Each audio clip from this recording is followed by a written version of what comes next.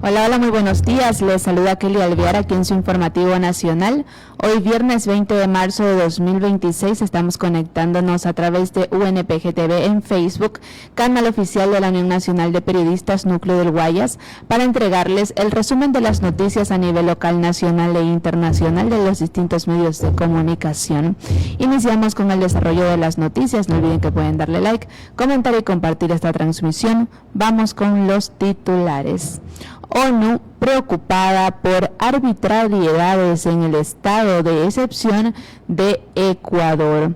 Colombia extradita a un capo narco ecuatoriano vinculado a un magnicidio. Presidente Noboa anuncia construcción de una nueva cárcel para 15,000 personas. Hito de salud en Guayaquil, más de 2.3 millones de atenciones consolidan la red municipal. Alias La Perris murió tras ser capturado en Guayas. ¿Cómo usar el botón violeta? La aplicación que ayuda a mujeres víctimas de violencia. Veremos esta información más adelante. Fallece Chuck Norris a los 86 años. 5 países europeos y Japón dispuestos a contribuir a proteger Hormuz. La crisis en Oriente Medio puede desviar millones de turistas hacia Europa. Y Cuba recibirá un primer cargamento de petróleo ruso en pleno bloqueo mientras se agrava la crisis energética. Estas son las noticias que estaremos desarrollando en este informativo nacional. No olviden que pueden darle like, comentar y compartir este programa que llega a ustedes gracias al licenciado Richard Sellán Bajaña, presidente de la Unión Nacional de Periodistas Núcleo del Guayas, UNP Guayas. También agradecemos a los medios de comunicación digital que comparten este informativo nacional a través de sus plataformas y redes sociales. Ellos son Radio Guayasense TV, Postdata TV, estopensamos.com, Gloria Visión TV y Noticias Coral Noticias Nueva York. Gracias por el apoyo diario a nuestra programación. Iniciamos con el desarrollo de la información. 9 grupos de la Organización de Naciones Unidas, ONU, que trabajan en la defensa por los derechos humanos, le remitieron al gobierno de Ecuador una comunicación en la que insistieron sobre algunas preocupaciones relacionadas con el uso de los estados de excepción para combatir la violencia. En la carta, los organismos se muestran preocupados por los constantes estados de excepción, que ya suman 21, dictados por el gobierno de Daniel Noboa, con los que se expande el rol militar en tareas de seguridad interna y se militariza el sistema penitenciario, lo que eleva el riesgo de violaciones de derechos humanos. Textualmente dijeron: recordamos que todo uso de la fuerza debe ser proporcional y que la fuerza letal debe limitarse exclusivamente a la legítima defensa frente a una amenaza inminente y letal contra la vida. Cuando todos los demás medios, incluida la fuerza no letal, hayan sido agotados, recalcaron los relatores de la ONU. Desde el 31 de diciembre de 2025, el presidente Daniel Noboa decretó un nuevo estado de excepción en 9 provincias y 2 cantones, el cual fue renovado el 13 de marzo del 2026 y se incluyó el toque de queda en Guayas, Los Ríos, El Oro, Santo Domingo de los Áchilas. En su comunicación, los organismos de la ONU piden al gobierno de Ecuador que explique cuáles fueron los hechos, datos y criterios utilizados por el Estado para concluir que la situación actual cumple con los umbrales de intensidad y organización requeridos para la existencia de un conflicto armado no internacional.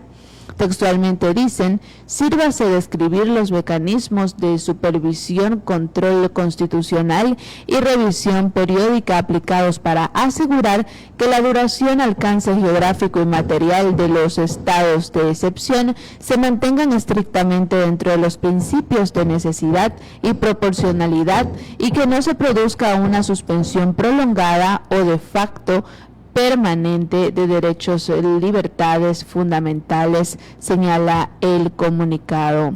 Adicionalmente, los organismos de la ONU le piden al gobierno ecuatoriano que detalle las directrices y garantías aplicables al empleo de la fuerza por parte de las Fuerzas Armadas y la Policía Nacional, así como las medidas que implementará para prevenir graves violaciones de los derechos humanos, incluidas detenciones arbitrarias, desapariciones forzadas y tortura, y que en caso de darse sean investigadas correctamente.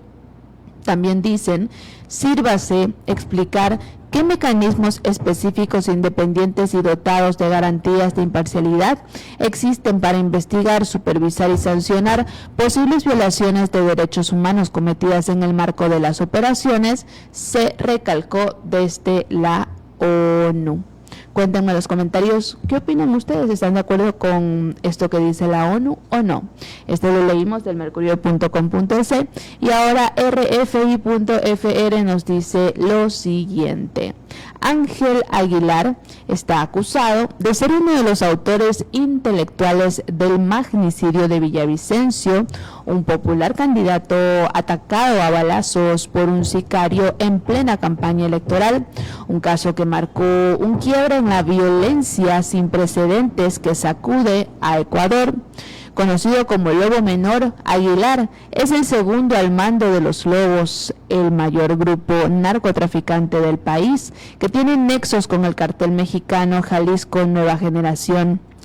De acuerdo con el ministro del Interior de Ecuador, John Reinberg, el narcotraficante llegó al puerto de Guayaquil el jueves por la noche y será trasladado a una cárcel de megaseguridad en la que están capos del crimen organizado y políticos condenados por corrupción. Aguilar fue escoltado por la policía, esposado con chaleco y casco antibalas, constató esto a la AFP.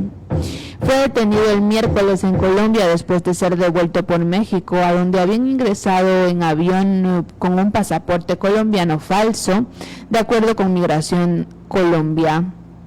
Textualmente dice: iba a permanecer allí en México al cuidado de los carteles, señaló el ministro del Interior, quien informó que hará las gestiones necesarias para ponerlo en la lista de extracción hacia Estados Unidos, donde están detenidos varios jefes narco de Ecuador. Aguilar ya fue sentenciado a 20 años de cárcel en 2013 por asesinato. Tras cumplir la mitad de la pena, obtuvo la libertad condicional en 2022 y huyó a Colombia y luego a México. Ahora es acusado por asesinato como presunto autor intelectual del crimen contra Villavicencio, precisó textualmente el señor Reinberg. La justicia de Ecuador condenó en 2024 a 5 implicados en el magnicidio a penas de hasta 34 años de cárcel. El autor de los disparos fue abatido por los guardaespaldas del candidato en el momento del crimen. La policía detuvo después a 6 colombianos presuntamente vinculados al ataque y todos fueron asesinados en la cárcel. Otra decena de personas son procesadas por este caso. Seguimos con las noticias. No olviden que pueden darle like, comentar y compartir. Estamos desarrollando la información más reciente de hoy, viernes 20 de marzo de 2026. Teleamazonas.com nos dice que el presidente Daniel Noboa anuncia construcción de una nueva cárcel para 15,000 personas. El presidente de Ecuador, Daniel Noboa, anunció que el país trabaja en la construcción de una nueva cárcel con capacidad para 15,000 personas, con lo que reduciría el hacinamiento en los centros penitenciarios.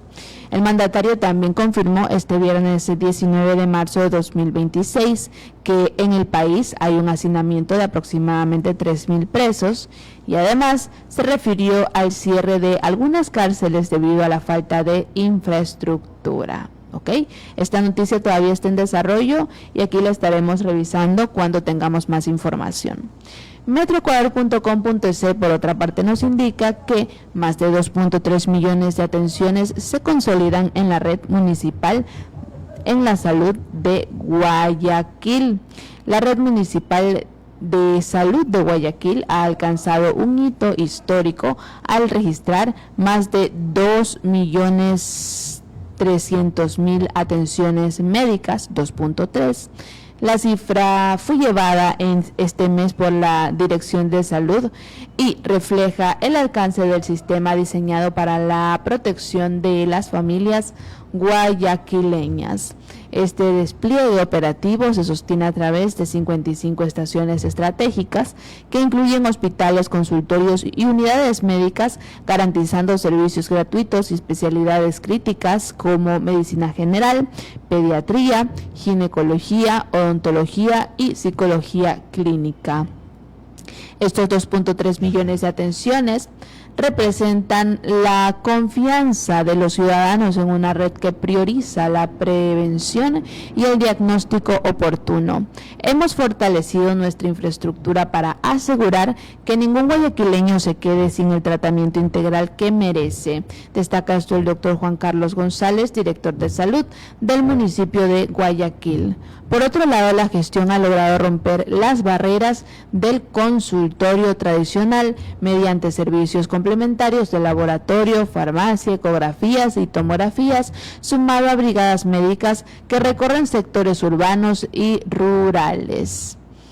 Este enfoque territorial se complementa con programas innovadores como Pequeños Brillantes para el diagnóstico infantil y las brigadas domiciliarias que llevan atención directa a personas con movilidad reducida, consolidando una red humana y accesible.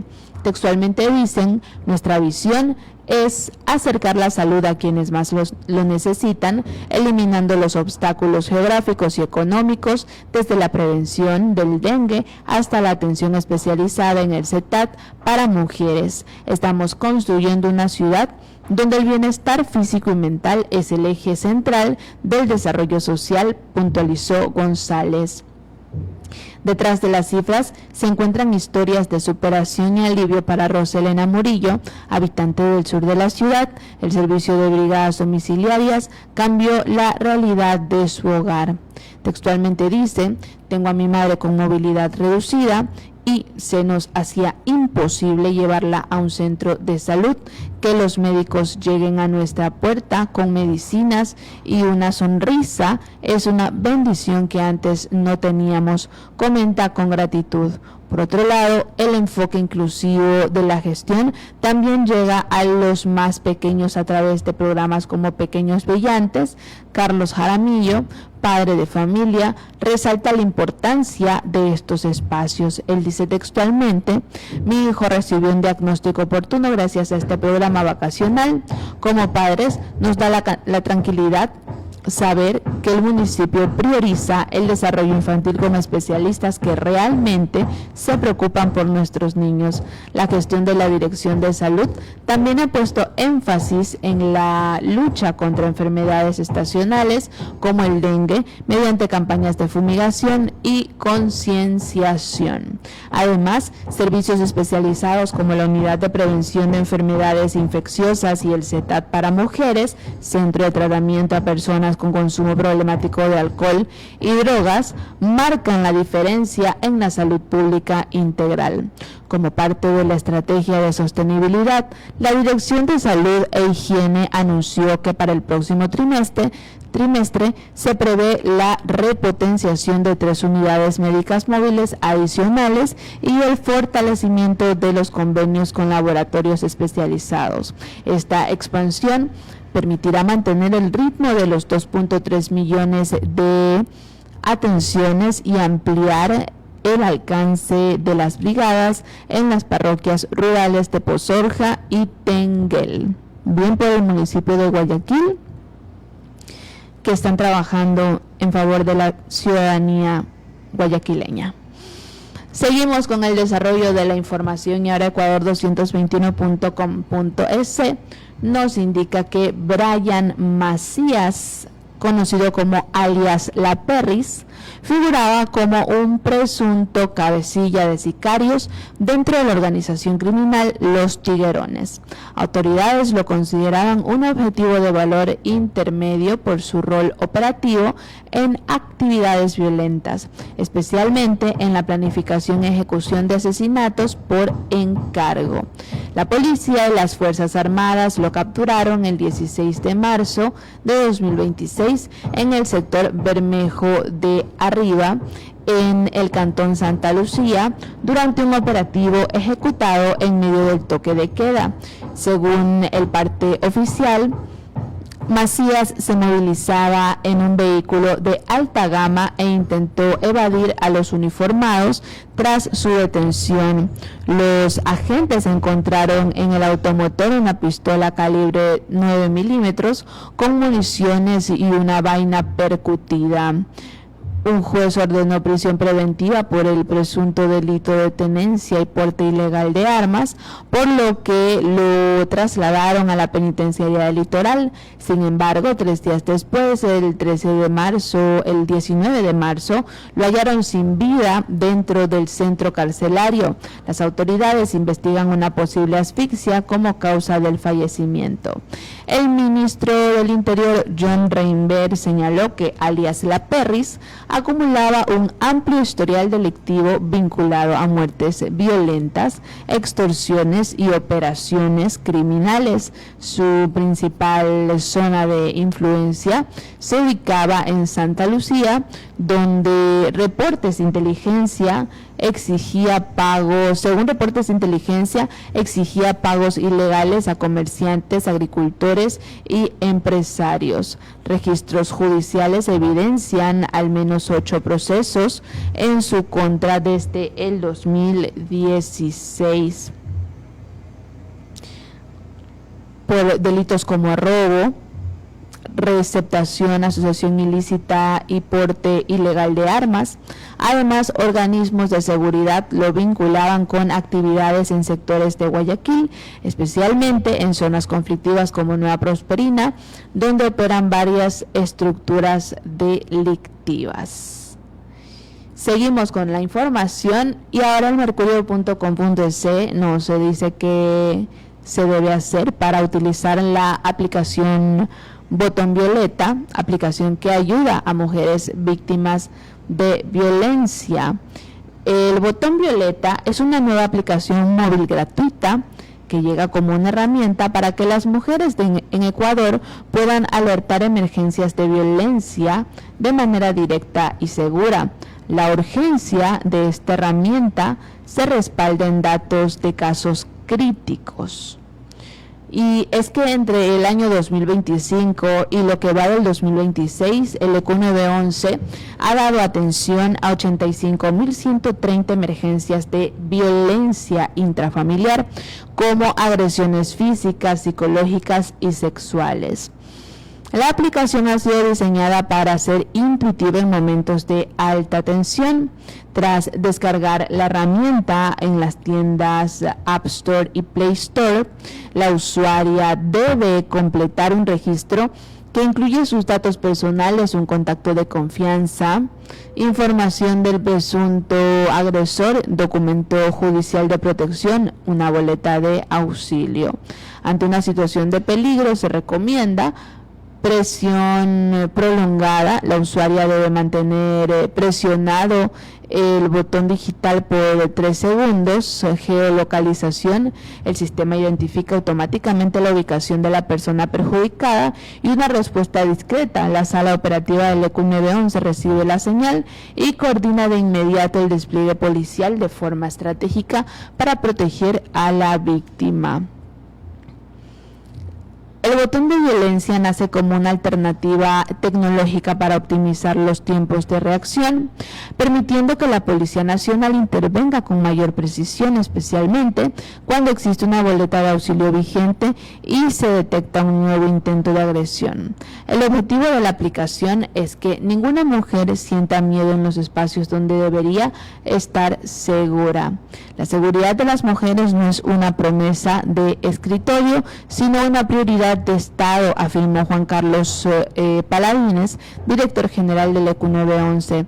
Esta herramienta digital cuenta con el apoyo del EQ 911 y la vicepresidencia, cuya representante María José Pinto fue designada como embajadora EQ 911. Bien, ya veremos los resultados de esta nueva aplicación y si de verdad ayuda a las mujeres para evitar sucesos penosos y dolorosos. Seguimos con el desarrollo de la información y el mercurio.com.es nos indica que fallece Chuck Norris a los 86 años de edad. La familia del actor y experto en artes marciales estadounidense Chuck Norris confirmó su fallecimiento este viernes 20 de marzo de 2026. Chuck Norris se hizo famoso por su papel de Walker Ranger de Texas. Con profunda tristeza, nuestra familia comparte el repentino fallecimiento de nuestro querido Chuck Norris ayer en la mañana, refirió la familia del actor en un comunicado. Lamentamos mucho este suceso y esperamos que la familia tenga la resiliencia necesaria para superar esta dolorosa pérdida. Ahora en el ámbito internacional, Euronews.com nos dice que 5 países europeos y Japón están dispuestos a contribuir y proteger a Hormuz. Aquí tenemos un reporte de este medio de comunicación. El conflicto en torno al estrecho de Hormuz está empezando a atraer a las potencias mundiales. 5 países europeos y Japón han declarado que están dispuestos a apoyar los esfuerzos para mejorar la seguridad en el estrecho de Hormuz, mientras la guerra con Irán sigue perturbando el tráfico marítimo. En una declaración conjunta, países como el Reino Unido, Francia, Alemania, Italia, los Países Bajos y Japón condenaron los ataques contra buques mercantes. Sin embargo, la declaración no proporcionó detalles sobre cómo ayudarían a garantizar la navegación segura por la vía marítima ni sobre el alcance de los recursos que estarían dispuestos a destinar. La primera ministra japonesa Sanae Takaichi, cuyo país obtiene alrededor del 90% de su petróleo a través del estrecho, discutió el asunto con el presidente de Estados Unidos, Donald Trump, este viernes. ただ日本の法律の範囲内でできることとできないことがございますので、これについては詳細にきっちりと説明をいたしました。 El tráfico limitado continúa de forma selectiva. Alrededor de 90 buques, incluidos petroleros, han cruzado la vía marítima en las 2 primeras semanas de marzo. Seguimos con las noticias más recientes de carácter internacional. Y por otra parte, la crisis de Oriente Medio puede desviar millones de turistas hacia Europa. Veamos este reporte. Cada día de guerra con Irán impide que los turistas internacionales gasten 550 millones de euros en Oriente Medio, según el Consejo Mundial de Viajes y Turismo. Muchos ven ahora a Europa como un destino seguro.